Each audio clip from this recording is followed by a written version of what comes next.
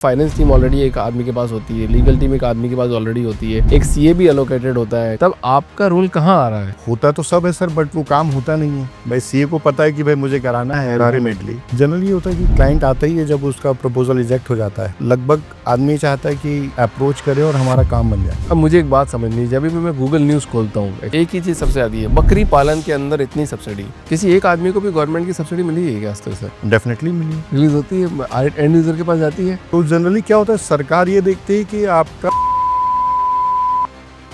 तो जितने भी यंग एंटरप्रेन्योर्स है सर, जिनके पास आइडियाज तो बहुत होते हैं पर फाइनेंशियल बैकिंग नहीं होती, तो सबसे बड़ी मिस्टेक क्या करते हैं ये लोग? सपोज बैंकर्स को लगता नहीं यार ये वही प्रोजेक्ट रिपोर्ट है, अभी दिखाएंगे कि हम पहले साल में बिजनेस को अच्छे ग्रोथ पे ले जाएंगे, सेकंड ईयर हम टाटा अंबानी बन जाएंगे और थर्ड ईयर पता चलता है कि अकाउंट एनपी हो गया।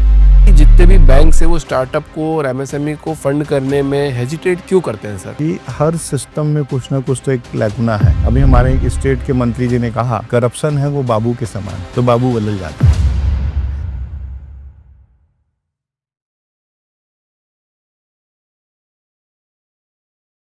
सौरभ सर, बहुत बहुत स्वागत है आपका द फाउंडर्स टीम में।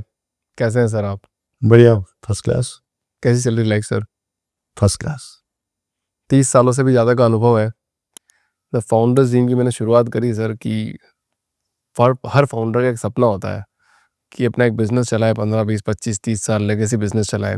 वो सपना आप जी के आ रहे हो और अब आप लोगों को हेल्प कर रहे हो कि आपका बिजनेस में कैसे हेल्प कर सकते हैं। पर एक एंटरप्रेन्योर का माइंडसेट सर ऐसा होता है कि अगर कोई कंसल्टेंट हायर करता है तो उनको लगता है कि सब पेपर वर्क है, वो करेंगे ही क्या मेरे बिजनेस में, कैसे हेल्प करेंगे मेरे को।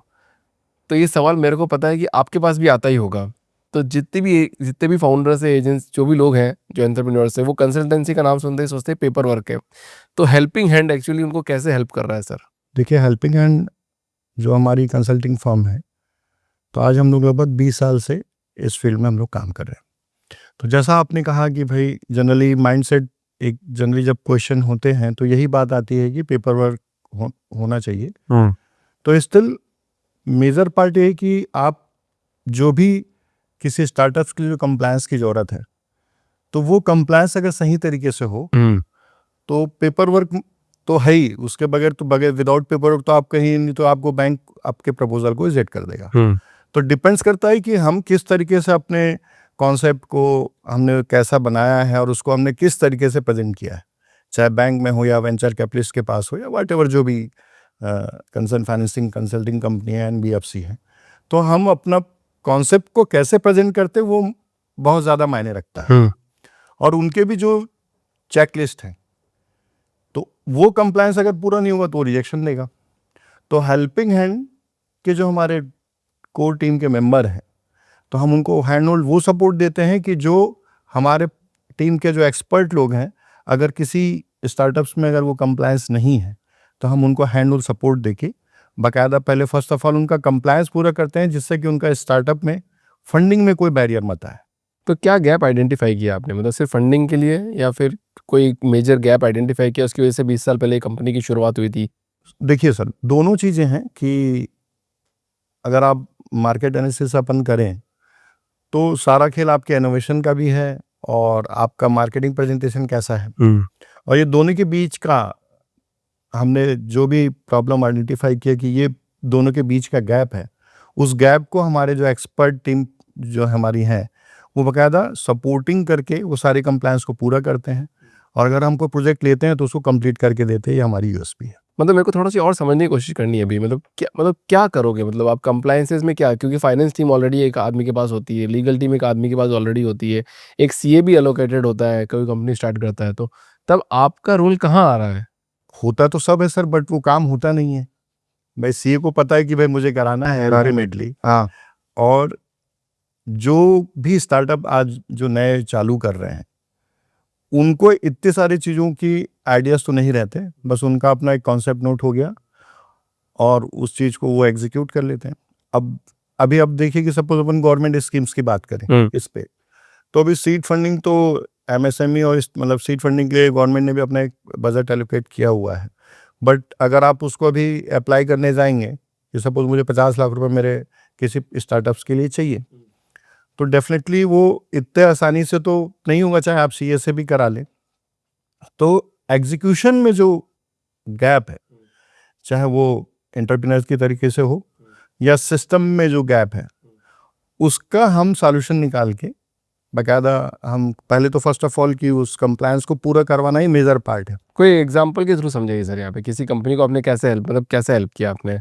छत्तीसगढ़ व्यंजन के लिए एक आशा जीवर है जो जिनको हम लोगों ने काफ़ी हैंड होल्ड सपोर्ट दिया, और वो अपना आज अच्छे लेवल पे ट्रेनिंग लेके बैंकिंग सपोर्ट से आज अपना एक अच्छा सा स्टार्टअप को रन कर रही है वो। आपको ऐसा कब लगा कि जो स्टार्टअप्स है जितने भी, उनको बैंक सीरियसली नहीं ले रहे हैं? जनरली होता है कि क्लाइंट आता ही है जब उसका प्रपोजल रिजेक्ट हो जाता है, तो लगभग आदमी चाहता है कि अप्रोच करे और हमारा काम बन जाए।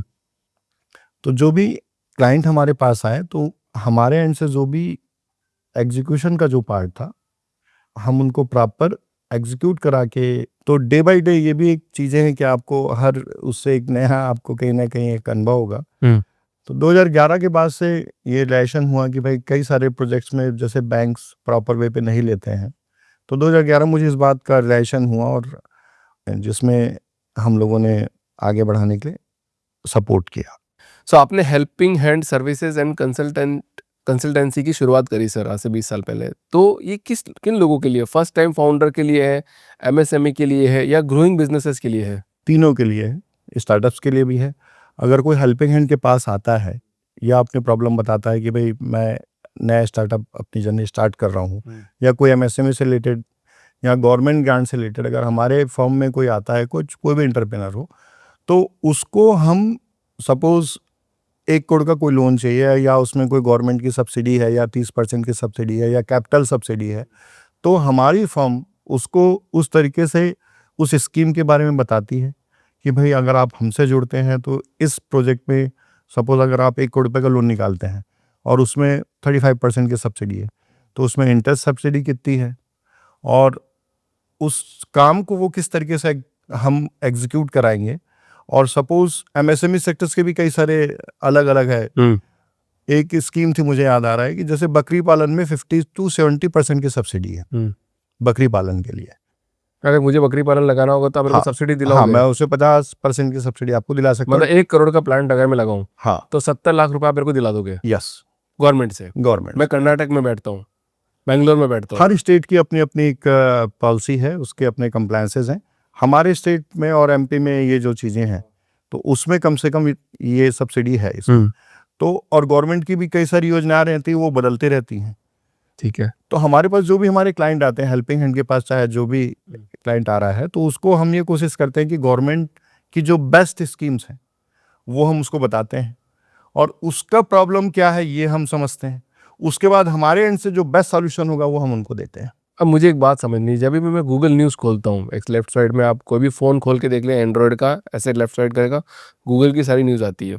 तो थोड़ा कोई गवर्नमेंट का अगर सर्च कर लेगा तो उनको ना एक ही चीज़ सबसे आती है, बकरी पालन के अंदर इतनी सब्सिडी, बकरी पालन में छूट पाए। बकरी पालन मतलब गवर्नमेंट बकरी पालन में इतना इंटरेस्ट क्यों दिखा रही है और इतनी सब्सिडी क्यों दे रही है? मैंने एक एग्जाम्पल दिया कि बकरी पालन एक जस्ट एग्जाम्पल था, और भी सारे अगर आप जाएंगे एमएसएमई उसमें अगर आप जाते हैं तो मतलब मसाले के लिए भी है, एक प्रधानमंत्री कुछ योजना है उसमें है, सोलर में है, आप जो ईंट भट्टा वगैरह लगाते हैं उसमें भी है, और ऐसे कई सारे गवर्नमेंट की योजनाएं हैं जिसका सही तरीके से क्रियान्वयन या एग्जीक्यूशन नहीं हो पाता। किसी एक आदमी को भी गवर्नमेंट की सब्सिडी मिली है क्या आज तक सर? डेफिनेटली मिली है, विद डाटा आप उनसे बात कर सकते हैं। मैं आपको विद डाटा के साथ वो दिखाऊंगा कि ये सब्सिडी डेफिनेटली रिलीज हुई है। रिलीज होती है, एंड यूजर के पास जाती है? हाँ, कई सारे इसमें बेनिफिट हुए हैं। लगभग एक हमारा क्लाइंट का मुझे एग्जैक्टली मैं आपको बताऊंगा कि मुर्गी पालन में भी सब्सिडी है। जैसे आपने बकरी पालन में कहा, तो कड़कनाथ आपने शायद नाम सुना होगा। तो कड़कनाथ में 90% सब्सिडी थी जब वो गवर्नमेंट की स्कीम लॉन्च हुई। तो एक बंदे को हमने उस समय सपोर्ट किया था, और उसका बाकायदा हमने उसका सब्सिडी भी रिलीज कराया। तो जनरली क्या होता है, सरकार ये देखती है कि आपका प्रोजेक्ट कितना सस्टेनेबल है, कितना वायबल है, और आपका उसमें डिवोशन डेलीगेशन कितना है। जनरली लोग ये सोचते हैं कि मैं स्टार्टअप चालू कर दूं और वो हो जाए। तो जब आप बिजनेस को टाइम पास के हिसाब से चालू कर रहे हैं या बिजनेस को आप अपने कैरियर पॉइंट ऑफ व्यू से ले रहे हैं, दोनों चीज़ें बहुत मायने रखती है। करेक्ट। तो अगर आप फोकस होके किसी चीज़ में अगर काम करते हैं तो डेफिनेटली उसका रिजल्ट बहुत अच्छा आएगा। और हमारा हैंड होल्ड सपोर्ट तो है ही। तो आज हमारे हेल्पिंग हैंड में जो कोर टीम के जितने भी मेंबर्स हैं, कुछ फ्रीलांसिंग में भी हैं और कुछ गवर्नमेंट सेक्टर से भी हैं जो रिटायर्ड अधिकारी हैं, तो उनको पता है कि ये डीपीआर ऐसा बनना है या प्रोजेक्ट रिपोर्ट ऐसा बनना है या इसके पर्टिकुलर फॉर्मेट है। तो गवर्नमेंट के जो पैरामीटर्स हैं, तो जब आप पेपर कंप्लायंस कर रहे हैं तो वो पेपर कंप्लायंस हमारी जो टीम होती है वो डिपेंड ये देखती है कि किस प्रकार की चीज़ें मतलब उस चेकलिस्ट के हिसाब से वो फुलफिल्ड है कि नहीं है। तो वो जो ऑलरेडी जब उस फील्ड का आदमी, अगर कोई एग्रीकल्चर डिपार्टमेंट का व्यक्ति ही अगर हमको रिटायरमेंट के बाद अगर ये सहयोग करता है, जो ऑलरेडी उस डिपार्टमेंट को देखता हो, तो वो जब कंप्लायंस में आपको हैंड होल्ड सपोर्ट दे रहा है तो डेफिनेटली आपका प्रपोजल किसी भी एंगल से वो कंप्लीट ही होगा। करेक्ट। तो जितने भी यंग एंटरप्रेन्योर्स हैं सर, जितने भी यंग माइंड्स हैं, उनके पास आइडियाज़ तो बहुत होते हैं पर फाइनेंशियल बैकिंग नहीं होती। तो सबसे बड़ी मिस्टेक क्या करते हैं ये लोग, कहाँ करते हैं? सर देखिए, आज का यूथ में तो कैपेसिटी बहुत है सर, बट पेशेंस की बहुत कमी है। और दूसरा, आज के ज़माने में मैं एक बहुत बड़ा आइडेंटिफाई ये देखा हूँ कि माइंडसेट पे वर्कआउट करने की ज़रूरत है वर्ल्ड वाइड। मैंने कोई अभी आपसे बात कही, मेरी बातों को आप किस एंगल से ले रहे हैं, आपका माइंडसेट मेरी बातों को एक्सेप्ट करने का एक अलग एंगल है। करेक्ट है। अगर इस माइंडसेट के लिए सही तरीके से अगर कैरिकुलम बन के कुछ हो और हम इस पे फोकस करें तो डेफिनेटली बहुत कुछ बदलाव होगा। अदरवाइज तो जो जैसा चल रहा है उसी एंगल से चल ही रहा है। सही बात है। तो आज चाहे कोई भी सेक्टर आप उठा के देख लीजिए, सब उस बैंकर्स को लगता है नहीं यार ये वही प्रोजेक्ट रिपोर्ट है, वही मतलब इनका कॉन्सेप्ट नोट है और ये तो वायबल नहीं है, ऐसे तो मैं 10 केस किया हूँ और ये तो अभी दिखाएंगे कि हम पहले साल में बिजनेस को मतलब अच्छे ग्रोथ पे ले जाएंगे, सेकेंड ईयर हम टाटा अंबानी बन जाएंगे और थर्ड ईयर पता चलता है कि अकाउंट एनपी हो गया। करेक्ट। तो अब ये चीज़ वो अपने अनुभव से करते हैं। और जब कोई भी स्टार्टअप्स में कोई भी जो यूथ आज जाता है उसको ये लगता है कि यार ये सब अपन क्यों करें। सही है। और कंप्लायंस से जब वो भागता है उसके कारण उसकी फाइल रिजेक्ट हो जाती है। करेक्ट। तो मेरे को बताओ, जितने भी ऑलरेडी गवर्नमेंट स्कीमें इतनी चल रही है, मतलब अगर देखें तो मतलब वैसे तो लोगों को पता नहीं चलती, बट स्कीम बहुत सारी है, फिर भी जितने भी बैंक से वो स्टार्टअप को और एमएसएमई को फंड करने में हेजिटेट क्यों करते हैं सर? तो मैं तो मेरे एग्जांपल ले लेता हूँ, तो लोगों को मेरे फाइनेंशियल पता है, कंपनी की सब कुछ पता है, फिर भी बैंक बोलते हैं नहीं थोड़ा ऐसा है वैसा है फलाना है। मैंने कहा यार ऑलरेडी प्रॉफिटेबल है, सब कुछ है, हर चीज़ दिखा रहा हूँ, कंपनी चल रही है, फिर भी तुम कह रहे हो ऐसा है वैसा है। उनको ये लगता है। और देखिए, इसको भी मैं एक एग्जांपल से कहना चाहूँगा कि हर सिस्टम में कुछ ना कुछ तो एक लैकुना है। अभी हमारे एक स्टेट के मंत्री जी ने कहा, उनका एक शेर कि जो करप्शन है वो बाबू के समान है, तो बाबू बदल जाता है। तो लाइक वैसा ही है, हर सिस्टम में कुछ ना कुछ लैकुना है। तो अब डिपेंड करता है कि आप उस एंगल से उसको कैसे एग्जीक्यूट कर रहे हैं। तो ऐसे कौन कौन से कंप्लायंसेस इशू है जिसकी वजह से सर 90% स्टार्टअप को लोन नहीं मिल पाता? नहीं सर, लोन तो होता है, बट स्टिल जो यूथ है या जो भी एमएसएमई सेक्टर में जो जिसको लोन चाहिए वो फेड अप हो जाता है, एक प्रोसेस से फेड अप होके वो उस चीज को आधे में छोड़ देता है। अगर वो उसको अपना एफर्ट मान ले कि मुझे ये चीज पानी है, तो वो डेफिनेटली उस चीज को एग्जीक्यूट कर सकते हैं। या तो बैंक जस्टिफाइड रीजन दे कि मैंने आप प्रपोजल दिया तो आपका ये दिक्कत था या आपके पेपर में ये प्रॉब्लम था। अब सपोज देखिए कि स्टार्टअप में बहुत मायने रखता है कि आप अगर स्टार्टअप में सपोज 1 करोड़ रुपए का लोन किया, आपने अप्लाई किया स्टार्टअप या स्टैंडअप में, अब आपकी कंपनी रजिस्टर्ड उनके नॉर्म्स के अकॉर्डिंगली 2 साल से पुराना नहीं है। अब आप 5 साल पहले अपना गवर्नमेंट के साइड में अपने स्टार्टअप आपने रजिस्ट्रेशन किया हुआ, अब पहले ही कंप्लायंस में आप बैकफुट पे आ गए, तो वो कैसे लोन देगा? अगर आप में उनके एंगल से भी आप सोचिए कि अगर मैनेजर हो या वेंचर कैपिटलिस्ट हो या एनबीएफसी हो, कैसे लोन देगा? और वो अपने पैसे की तो सिक्योरिटी चाहेगा ना। करेक्ट। भाई आप मुझे तभी पैसे दोगे कि जब वो प्रॉपर मेरी पैसे की सिक्योरिटी रहे और उसका प्रोजेक्ट वायबल हो। तो वो चीज लैकुना है आज के उसमें। तो आज की तारीख में अगर 2026 की बात करें तो जितने भी एमएसएमई या कोई फाउंडर है तो उनको गवर्नमेंट की कौन सी स्कीम के बारे में पता होना चाहिए सर? सर देखिए, हर डिपार्टमेंट का, गवर्नमेंट का वेबसाइट वो खोलें और देखिए, शासन बहुत अच्छी अच्छी योजनाएं लेके जाती है, लेकिन हर काम शासन अपने स्तर पे नहीं कर सकती है। तो आज कौन सी योजना नहीं है आप बताइए। अगर आप इंटरप्रेन्योरशिप डेवलपमेंट की बात करेंगे और अभी एक कोई स्कीम आई है, उसके बारे में भी आप गूगल करके देख सकते हैं। उसका नोटिफिकेशन लास्ट ईयर 2025 का है। 100 करोड़ तक का लोन एमएसएमईज को दिया जा रहा है। अब उस चेकलिस्ट को अगर आप फुलफिल नहीं करेंगे तो लोन तो मिलेगा नहीं सर। सिंपल सा लॉजिक है। अगर 100 करोड़, तो जनरली अब ये सरकार के ऊपर ब्लेम लगाया कि भाई जो एग्जिस्टिंग है या बड़े कंपनीज हैं या किसी भी प्राइवेट लिमिटेड कंपनी हो, तो वो आप एग्जिस्टिंग को अगर आप देख रहे हैं कि अगर आपका 50 करोड़ का नेटवर्थ है या बैलेंस शीट आपने देख लिया, तो मुझे अगर एक्सटेंड करना है तो मेरे लिए वो सुटेबल है। करेक्ट। बट ऐसा नहीं है। आज नए को भी मौका दिया जा रहा है और उसके अकॉर्डिंगली भी कई सारे कंप्लायंसेस हैं जिसको अगर सही तरीके से आप फुलफिल करते हैं तो हमारी कंपनी उसके लिए भी, कि अगर आपका 200 करोड़ का टर्नओवर है फॉर एग्जांपल, आपने कहा कि अब उनके पैरामीटर के साथ मैच होना चाहिए। आपका प्रोजेक्शन के प्रोजेक्टेड क्या आप टर्नओवर जा सकता है कि भाई आपके पास, अपन इमेजिन करते हैं कि 27-28 या 26-27 में अपन 1000 पॉडकास्ट करेंगे। मैं आपके एंगल से बोल रहा हूँ। तो आप भी अपना एक रेवेन्यू मॉडल आपने सेट किया होगा, उसके अकॉर्डिंग अगर आप प्रोजेक्शन बना रहे हैं लेकिन वो बैंक के पैरामीटर के साथ मैच नहीं खा रहा, तो उनको ये लग रहा है कि भैया ये तो फेक डेटा हो गया, तो हम इनको तो वो लोन डिसबर्स कर ही नहीं सकते हैं।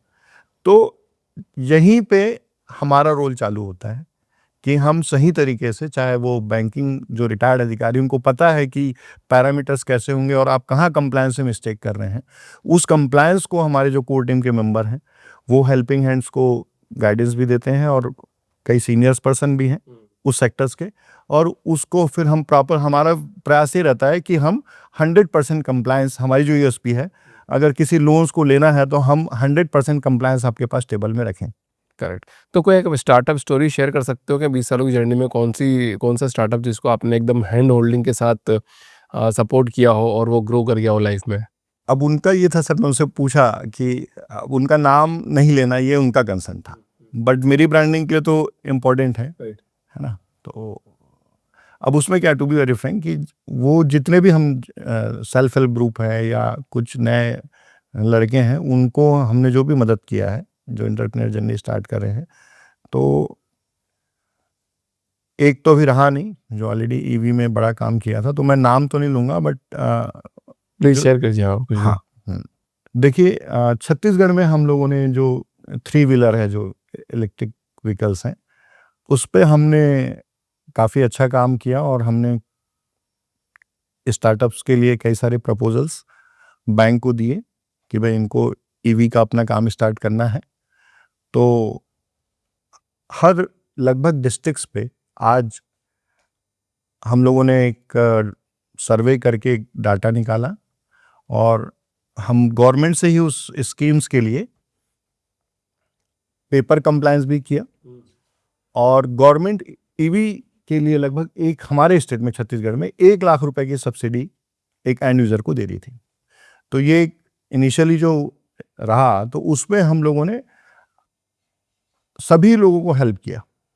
तो मान लो अगर किसी ने सर 1 करोड़ का लोन आपके पास करा है किसी का सब्सिडी के थ्रू, या फिर अनसिक्योर्ड लोन होता है ये, और मान लो कि वो बिजनेस फेल हो गया, तो बैंक को रिकवरी कर पाता है या वो जनरली देखिए, अब हाँ, इस पे ये होता है कि कई बार जनरली देखा गया है कि बैंक के एनपीएस बढ़े हुए हैं और रिकवर नहीं हो पाता।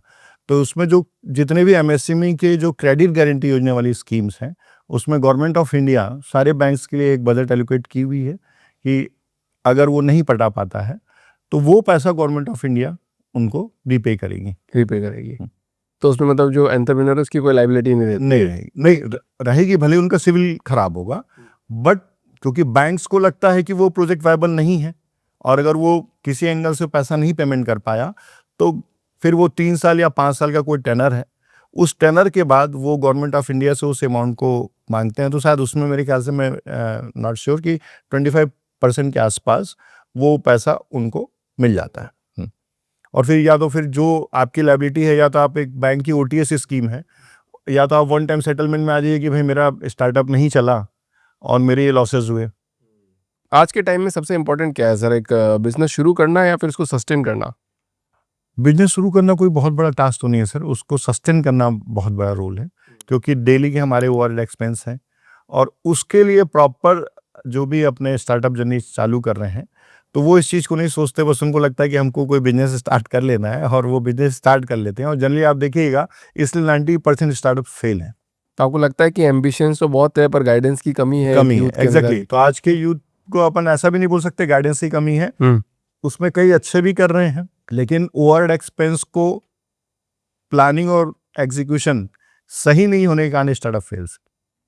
गाइडेंस की कमी, बस सिंपल मेंटरशिप की कमी है। लोगों को Mentorship। गाइडेंस लेना चाहिए, मेंटरशिप लेनी चाहिए। लेकिन उनको लगता है कि हम सब जानते हैं। हाँ, ये तो विडंबना है, मतलब दुनिया हर बच्चे को सबको पता है, सब सब जानते पता है। अब जेन जी में तो आप देख ही लीजिए, उनको लगता है कि जो है बिल्कुल वो आपसे डिस्कस भी कर लेंगे और जो हुआ सब ठीक है। और चैट जीपीटी से पूछ भी लेंगे।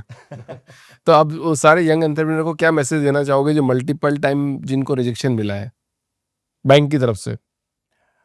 जितने भी मैं यंग एंटरप्रेन्योर्स उनको ये मैसेज देना चाहूँगा कि आप एक डेलीगेशन के साथ अपना स्टार्टअप जर्नी चालू करिए और कम से कम कोई भी अगर आप बिजनेस में उतर रहे हैं तो अपना 5 साल का एक प्रॉपर समय, कोई भी बिजनेस को एक इस्टेब्लिश होने में 5 साल का समय लगता ही है। अगर आपने इनिशियली 5 सालों में अपनी मार्केटिंग और अपने इनोवेशन को सही तरीके से किया, और सारा खेल तो मार्केटिंग का है, आप किस एंगल पे अपनी मार्केटिंग प्लान करते हैं, आप अपने कोर टीम में किन लोगों को रखते हैं, और आप अपने बिजनेस को समझने के लिए आपका बैलेंस शीट या प्रॉफिट लॉस को अगर आप खुद चेक करते हैं तो डेफिनेटली आपका स्टार्टअप सफल होगा, लॉस में नहीं जाएगा। तो एक लाइन में बताइए सर, हेल्पिंग हैंड एक्चुअली किसके लिए स्टैंड करता है? हेल्पिंग हैंड सर, जो भी यूथ हैं और जो एमएसएमई में काम कर रहे हैं और जो गवर्नमेंट सेक्टर्स के लिए, चाहे वो वुमेन एंटरप्रेन्योरशिप की बात करें, तो हमारा सभी सेक्टर्स में जो फोकस है और जो भी हमसे जुड़ता है तो हमारी यूएसपी यही कि हम उसके काम को करा के ही देते हैं। अभी तक हमने लगभग 200 से 250 हमारे हैप्पी क्लाइंट हैं जिनको हमने लोन भी कराया है, और जो भी लोन हमने कराया है या हमने हमारी फर्म ने जिनसे भी कमिटमेंट किया है उनका लोन हम अप्रूव करा के दिए हैं। तो ये छत्तीसगढ़ में ही कराते हो या पैन इंडिया में? अभी फिलहाल तो हम छत्तीसगढ़ ही में काम कर रहे हैं। पैन इंडिया में प्लानिंग है कि हम अपने कैसे इसको मतलब एग्जीक्यूट करें, उसका एक्सपेंशन हम कैसे करें। तो इन फ्यूचर में हमारी प्लानिंग है कि हम प्रॉपर वे पे आपके साथ कुछ कोलैबोरेट करके मार्केटिंग टूल्स निभा के हम उस चीज़ों को आगे बढ़ाएं और डेफिनेटली हैंड ऑल सपोर्ट हम उनको दें। तो आपका हेल्पिंग हैंड फाउंडेशन भी है? यस, हमारा एक हेल्पिंग हैंड फाउंडेशन भी है, वो भी हम 2008 से वर्कआउट कर रहे हैं। और उसमें हमारा जो वर्किंग एरियाज है वो है road safety, skill training, women entrepreneurship और बायोडाइवर्सिटी के लिए हम लोग काम कर रहे हैं। तो ये 4 सेक्टर में हमारा स्पेशलाइजेशन है और उसमें भी हमारे जो भी हमारे टीम के जो एक्सपर्ट लोग हमारे साथ जुड़े हुए हैं, जिनकी जो रोल है वो लोग उसको बहुत अच्छे से निभा रहे हैं। सर इतने साल हो गए बिजनेस करते करते, वापस अगर आज की तारीख में अगर आप पीछे बैक जाके देखो जो भी आपने जर्नी जी, कोई रिग्रेट महसूस होता है कि मैंने ये काम नहीं किया लाइफ में? नहीं, देखिए रिग्रेट तो वैसे किसी बात का, कई बार ये लगता है कि जो चीज़ समय के साथ मिलनी थी वो समय के बाद मिली, जो चीज़ आपकी नीड आज है वो आपको 2 साल बाद मिलेगी। तो बोलते हैं ना लिविंग इन प्रेजेंट मोमेंट, तो लाइक उस चीज़ का कई बार रिग्रेट है कि अपने को समय के साथ जो चीज़ें मिलनी थी वो नहीं मिली, बट फिर भी जो भी हमारे एफर्ट्स थे, हम अपने काम को ही मेहनत मान के हम डे बाय डे आगे ही बढ़ रहे हैं। तो आने वाले समय के लिए हमारा यही कहना है कि भाई हम चैलेंजेस को फेस करके और स्ट्रांग होते हैं, तो चैलेंज से भागना नहीं चाहिए। करेक्ट। तो 25 सालों से आपने कभी छत्तीसगढ़ से बाहर निकलने का नहीं सोचा, ग्लोबल जाने का नहीं सोचा? क्या बैरियर थे? क्योंकि बहुत सारे एंटरप्रेन्योर है, अगर वो एक जगह पे है तो आज के टाइम से ग्लोबल सोच रहे हैं, बट स्टिल आपने क्यों नहीं सोचा कि अगर कोई अटक रहा है तो शायद ग्लोबल जा पाए? सोचा ज़रूर था, लेकिन सबसे पहले देखिए अगर कोई आपको जर्नी स्टार्ट करनी है तो पहले मेरे, सपोज़ मैं यहाँ रहता हूँ, आप ऊंची छलांग मारेंगे तो आप सक्सेस होने में आपको बहुत ट्रबल है। हर एंटरप्रेन्योर को एक सपोर्ट की ज़रूरत होती है। आपको लाइफ में किसने सपोर्ट किया इस चैनल में, अगर आप उनको धन्यवाद बोलना चाहें? मैं उनको धन्यवाद कहना चाहूँ तो मैंने अपना जो कैरियर स्टार्ट किया वो टूर्स एंड ट्रेवल से किया, और आज भी हम लोग लीडिंग एजेंसीज हैं। कभी भी कोई गवर्नमेंट सेक्टर्स में काम होते हैं तो सबसे पहले मैं तिवारी जी हैं जो बीएसएल के अधिकारी रहे, अब तो रिटायर्ड हो गए, उनको धन्यवाद देना चाहूँगा कि उन्होंने उनके मार्गदर्शन में मैंने काम किया। और पुलिस विभाग में भी कई ऐसे अधिकारी हैं, कई फॉरेस्ट विभाग के अधिकारी हैं, R.K. विज जो एक्स DGP अभी वो भी रिटायर हो गए, उनका भी मुझे काफ़ी मार्गदर्शन मिला। राजीव श्रीवास्तव सर हैं, उनका मार्गदर्शन मिला पुलिस विभाग से। और कई ऐसे अधिकारी, स्टेट बैंक के अधिकारी हैं या कुछ RBI के अधिकारी हैं, जब मेरी कार रेंटल सर्विसेज हमने उनको प्रोवाइड की, तो कहीं ना कहीं जो भी उनके एंड से जो सपोर्ट मिला कि भाई आप किसी काम को इस तरीके से करिए, तो उन सबको मेरे आगे बढ़ने की जो मेरी यात्रा है जीवन की, उसके लिए मैं उन सभी को बहुत दिल से धन्यवाद देना चाहूँगा। मैंने फाउंडर्स जिम की शुरुआत इसलिए करी थी सर, जितने भी, जैसे आप छत्तीसगढ़ से आज आप यहाँ पे आए हो, इस पॉडकास्ट में हमने आपको इनवाइट किया, पूरे इंडिया में जितने भी फाउंडर्स हैं, एटलीस्ट सबको अपनी आवाज़ रखने के लिए मैंने प्लेटफॉर्म दिया है। अगर स्टिल वो मिस कर देते हैं तो फिर वो बहुत बड़ी अपॉर्चुनिटी मिस कर देंगे। मैं चाहता हूँ कि जितने भी फाउंडर्स है आए, बाहर निकले इस पॉडकास्ट के माध्यम से, जो आपकी लर्निंग है, जो आपने सीखा है लाइफ में, मतलब मैं तो कह रहा हूँ एक शब्द लोगों की ज़िंदगी चेंज कर देता है कि तू कर सकता है, तो वो पूरे परिवार की ज़िंदगी बदल देगा।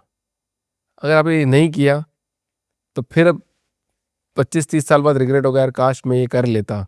तो बेटर है कि पूरे इंडिया के फाउंडर से रिक्वेस्ट है, आज आप आए हो 30 सालों की जर्नी जी के और अपनी लर्निंग आपने इस पॉडकास्ट में शेयर करी, तो मैं रिक्वेस्ट करता हूँ सारे फाउंडर से, प्लीज़ आप इस सीट पे आइए, मैं आपका वेट कर रहा हूँ। आपसे वैसे सवाल करूँगा जो पूरी दुनिया जानना चाहती है। एग्जैक्टली। तो thank you so much sir. और एक सवाल और आपसे कि अगर आज कोई 22 साल का लड़का स्टार्ट कर रहा है तो उसको आप क्या एडवाइस दोगे कि वो एक आपकी तरह सॉलिड बिजनेस बना पाए? मैं उस बच्चे को ये एडवाइस देना चाहूँगा कि एक प्रॉपर प्लानिंग के साथ किसी काम को करें, टाइम पास के काम ना करें। अगर अपनी स्टार्टअप जर्नी चालू करनी है तो प्रैक्टिकलिटी में वो जो बिजनेस करना चाहता है, सेम फील्ड में जाके उस फील्ड में वो काम करके देखे कि उस बिजनेस का क्या आउटकम्स है। तो अगर वो आउटकम्स को जानने का प्रयास करेगा तो उसको अपने चैलेंजेस खुद से समझ में आएंगे कि मेरे बिजनेस में क्या प्लस और माइनस है। तो ये चीज़ जनरली आज का यूथ ये चीज़ को मिस कर रहा है कि भले वो हार्ड वर्क तो ज़रूर कर रहे हैं कि मेरे को मेरा ब्रांड बनाना है, तो ब्रांडिंग के लिए कर रहे हैं, या मुझे कहीं एक पोजीशन लेना है, लेकिन उसका एग्जीक्यूशन जैसा करना चाहिए यूथ को वो नहीं कर पा रहा। तो अब इस पे भी अगर वो हमारे एंड से जुड़ते हैं तो हमारा ये प्रयास रहता है कि उनको हम प्रॉपर गाइडेंस सपोर्ट दें और उनका हम जो स्टार्टअप के लिए फंडिंग वाला जो मैटर है वो हम उनको सॉर्ट आउट करके दें। पर्सपेक्टिव है सर, आप अपने आप को क्या बताना चाहते हो, क्या मुद्दा है, क्या मुद्दा, क्या दिखाना चाहते हो? और फिर आपको क्या होता है कि एक टाइम के बाद लोग वैसे ही उसी नज़रिए से देखते हैं जैसा आप दिखाना चाहते हो, तो आपको मैच भी करना पड़ता है कि मैं ये हूँ। अगर मैं आज जिस तरह से बात करता हूँ और कल को मैं कुछ अलग काम करते हुए दिखूँ तो लोग मेरे को भी बोलेंगे कि अभिषेक जी यार आप ये काम करते करते आप ये कर रहे हो तो अच्छी बात नहीं है। तो आपको एक पर्सपेक्टिव बिल्ड करना पड़ता है, अपने आप को दिखाना पड़ता है कि आपकी सोच क्या है, आप क्या मिशन विजन रखते हो, क्या करना चाह रहे हो लाइफ में, क्यों करना चाह रहे हो, सबसे इम्पोर्टेंट। एग्जैक्टली। लाइफ में अगर पर्पस क्लियर है तो फिर आप वाई आपको क्लियर है तो फिर सारा कुछ क्लियर है। आजकल बैंक में भी ये देखा जाता है कि सर लोन तो बहुत लोग ले लेते हैं पर एनपीए बहुत ज़्यादा हो जाता है और केसेस बहुत ज़्यादा बढ़ रहे हैं, तो आप कैसे हेल्प करते हो उन सबको? सर देखिए, हमारे पास ये भी आपका कहना सही है कि बैंक्स के एनपीए बढ़ रहे हैं और बैंक लोन देने के पहले इन सारी चीज़ों को देखता ही है, लेकिन फिर भी कई सारे लोगों का इंटेंशन, मैं अगर चाहूँ तो 80% लोगों का जो एक मिडिल क्लास एक पर्सन है, वो चाहता है कि अगर वो हाउसिंग लोन लिया हो या कार लोन लिया हो या पर्सनल लोन लिया हो तो वो एक टाइम पे उसको पेमेंट करना तो चाहता है। बट कोविड के बाद से कई सारी चीज़ें ऐसी हुई कि मॉनिटरियम वाली भी स्कीम आई बैंक की तरफ से, तो एक कोई भी इंसान पैसा नहीं पटाना चाहता ऐसा नहीं है। और कई लोग अभी मार्केट में भी जो चीज़ें एक एटमॉस्फेयर बना हुआ है वो ऐसा है कि कहीं ना कहीं लोन ले लो फिर लोन को नहीं पटाओ, तो बैंक वाले भी उसमें दुविधा में रहते हैं कि इनको लोन दिया जाए या नहीं दिया जाए, कि इनकी एलिजिबिलिटी है। भले वो रिटर्न में दिखा देंगे कि हमारा 10 लाख का रिटर्न है लेकिन उनके सोर्स ऑफ इनकम नहीं है, और बाद में इसके कारण बैंक के एनपीए बढ़ रहे हैं, चाहे वो कोई भी प्रोडक्ट हो। अब अगर हमारे पास कोई क्लाइंट आता है तो हमारा ये प्रयास रहता है कि हम दोनों के बीच की कड़ी बन के उनका हम कोई सोल्यूशन दे पाएँ।